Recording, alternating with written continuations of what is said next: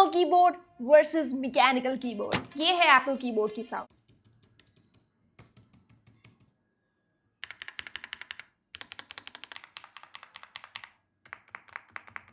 Apple keyboard काफी light weight है, keys soft feel होते हैं बट रिजिड है, साइड से settle elevation, Bluetooth connection mode and there are mechanical keyboards wired and wireless की keys में काफी टैक्टाइल फीडबैक मिलता है।